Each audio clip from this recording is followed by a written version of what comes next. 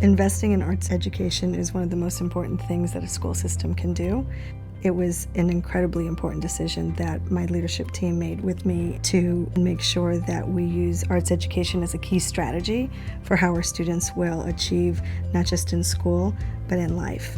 Both my parents were teachers. I grew up a child of a history teacher and an industrial arts teacher. And I loved being around that world, seeing the impact that they could have on kids on a daily basis. And it was something I knew I always wanted to do. Nice. Right, so you can see everybody's looks different. If you look around at your neighbors, you're going to notice that yours is different than theirs, and that's okay. So I came to Zamorano 5 years ago. At that time, I went to our district, my budget analyst, and I said, hey, I have right now about 40% of my English language learners that are not achieving, my African American students were not achieving, and through all the research and what I have studied and seen, I knew that kids could advance with the arts and developing that.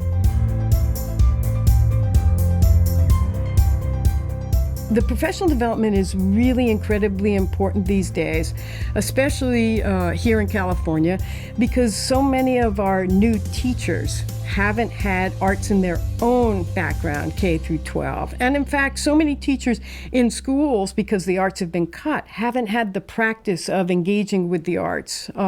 So the professional development is even more important to give them arts experiences and to help them find ways to be creative and inventive and innovative in how they teach. Well, the difference with this one is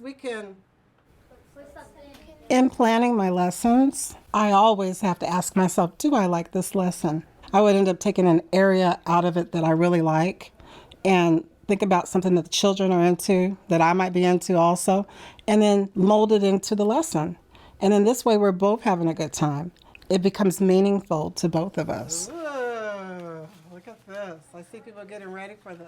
We're specifically tying our strategies to attendance rates, suspension and expulsion rates. We'll be getting at some of those things like persistence to task, resilience, their ability to try even when sometimes they may not have been successful.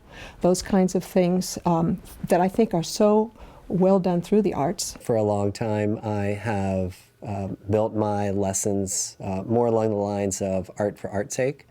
But now we're starting to work more collaboratively with our grade level teachers in aligning our lessons with Common Core standards. And I get to look at the state standard, and the classroom teacher does too, and says, well, Melanie, I want to teach this and that.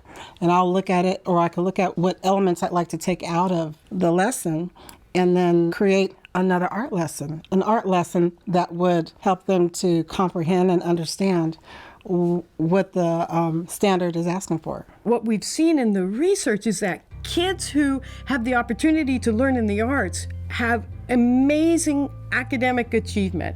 Why wouldn't we want that for all kids? We see kids who learn through the arts who attend school more often. Why wouldn't we want to see that? We see kids engaged in the arts and they are thinking, they are becoming more confident, they have self-esteem, they are thinking outside the box, they're taking risks, they're becoming articulate. I mean, it's an absolutely wonderful, wonderful thing. I believe that with the arts integration and with the 22 schools that have taken on this challenge, and with the high level engagement when they're getting the arts and the integrated arts in the classroom, I truly believe we're going to see the academic achievement go up at all the schools.